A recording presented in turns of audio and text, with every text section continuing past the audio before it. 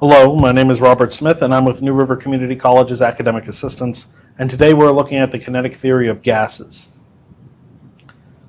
The problem states a gas diffuses through a porous barrier at a rate of 5.10 minutes, and under the same conditions a second gas identified as xenon diffuses through in 7.34 minutes. What is the molar mass of the unknown gas? So the first thing we're going to want to do is identify the molar mass of xenon, which you can simply look up on your periodic table and is 131.13 grams per mole. Once we have that, then we can use our kinetic theory of gases formula, which states that rate 1 over rate 2 is equal to the square root of the molar mass of item 2, species 2, over the molar mass of species 1. We are trying to find the molar mass of species 2, which is our unknown. So what we're going to do is we're going to square both sides and then multiply both sides by molar mass 1. You can make either one molar mass 1 or 2.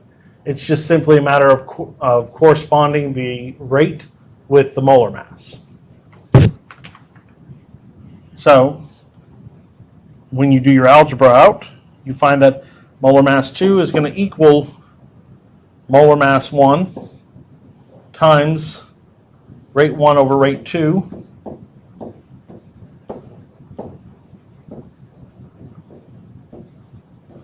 quantity squared, and then it's just a matter of plugging everything in. Molar mass 1 is of xenon, and it's 131.13 grams per mole.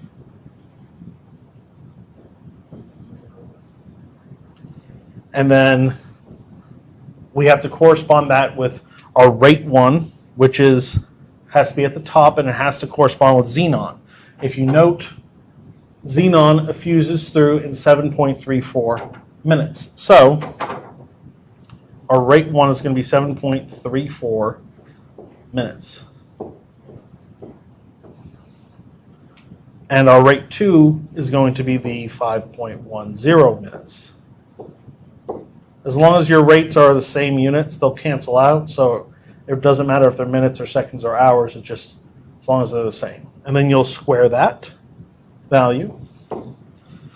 When you do the calculation out, you'll note that the minutes cancel out. Actually, minutes squared after you square it. And then you're left with grams per mole, which is exactly what you want in order to determine the molar mass, which in this case would be 272 grams per mole, which is an enormous molar mass. If it could be of a very large element, one of the ones near the tail end of the periodic table, or more likely it's a compound that happens to be a gas. So the big takeaway on this is whichever one you set as your rate 1 or rate 2, you'll want to make sure it corresponds on the opposite end of the equation with your molar mass 1 and molar mass 2. Rate 1 goes with molar mass 1, rate 2 goes with molar mass 2.